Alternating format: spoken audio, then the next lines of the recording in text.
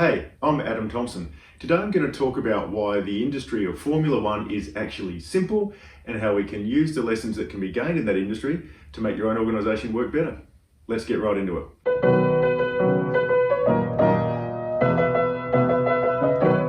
Now when I'm talking about Formula One, I'm talking Grand Prix racing. Cars have just been going round and round and round. It's been so f***ing boring. An amazing mix of technical skill, driver skill, and it's also one massive political, social gossip fest. You should check it out. The goal of a Formula One team, quite simple. Win the championship. And you get a table which tells you during the season, at the end of the season, how you're going in terms of doing that. In order to win the championship, you need to win races, which means we also look at the results of each race. And in order to win a race, you have to have the fastest car, which means what we look at is time. The time the car takes to go around the track. Seems obvious, right? And that time is measured to so many decimal places you wouldn't believe it. This gives the ability to see in real time how fast the car is going around the track. In other words, if we are trying something new, will it actually make the car go faster? Because if we improve that one, we're likely to improve that one, which means we're likely to improve that one. Now, what's the point of having such a clear measure about will it make the car go faster? Cars are made up of a combination of the power unit and the aerodynamics. And of course, you've got the driver as well. Now, the power unit and the aerodynamics have to work together in order for the car to go fast. So if you're working in the aerodynamics area and you come up with a new way to smooth the air over the car, but that's going to make it so the engine can't work the way it's supposed to, the car will go slower. The time will increase. So by having such a clear measure, it allows the different functions, aerodynamics and engine, to actually work together to create a car that will go faster. And take that! Oh my goodness! Now my challenge to you is, are you able to create the same thing as will it make the car go faster for your organisation? It's a bit easier than you think. I'll give you some examples of how it could look. Take an industry that's involved in answering the call and then responding. The equivalent to will it make the car go faster is, will it mean the total time between customer first getting in touch and the customer issue being resolved will be less?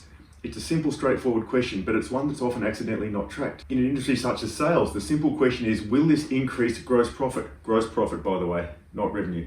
In an industry that's about creating change, whether it's social change, whether it's increased safety, the question is, will this lead to less of negative incident for this group of people? The reason we want to create measures such as this is not to get out the accountability hammer and start belting people, is to generate the equivalent conversations to Formula One engineers and driver standing around looking at the information saying, what could we try? How is it going? Is it working well? We need to have a couple of modifiers on these sort of things, because if we're talking about does it make the car go faster, what we are talking about here is the customer experience. Three aspects we need to look at. They are customer experience, will it make the car go faster? Then we've got cost, or the resources used, because we can't make the car go faster and run out of funding. And finally, sustainability. We can make the car go faster. Now, literally in motor racing, it needs to be reliable as it's going faster. He may have been prepared to move over. And look at that! And when we're talking about your organisation, we're talking about literally the machines, but we're talking about the people, not cracking the people as they go about doing it as well. So customer experience becomes the goal, and then cost and sustainability, we can use them as modifiers. It looks like this, where we have customer experience as the goal we're trying to achieve as we work, but we might put cost and sustainability as constraints that we're not going to cross. And by the way, you can change these around according to your needs, like this, where sustainability is our goal, we're going to hold the customer experience and cost constant, or of course like this, if we're trying to knock out our costs, which is a common thing we have to work on. And of course, what you can do is specific sessions to what's called break the conflict cloud, where you can actually work on all three at once, but that's for a separate occasion. So to make a big difference to your team, get together and have a discussion about what's your equivalent to, will it make the car go faster? What's your equivalent to cost and sustainability? And then stick it on a graph that looks like this. This is an actual graph of a group that I work with, where the objective was to get the time to be lower.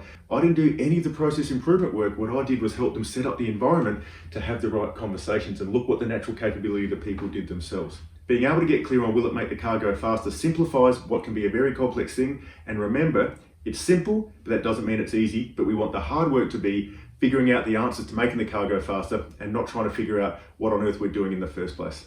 That's all for now. You can get me on the usual socials, like, share, subscribe, that would be great. If you'd like to get this video sent straight to your inbox along with the article that goes along with it, subscribe to my blog at zenorganisations.com. Otherwise, get in touch with me if you'd like some next steps about how to apply this in your organisation. See you next time.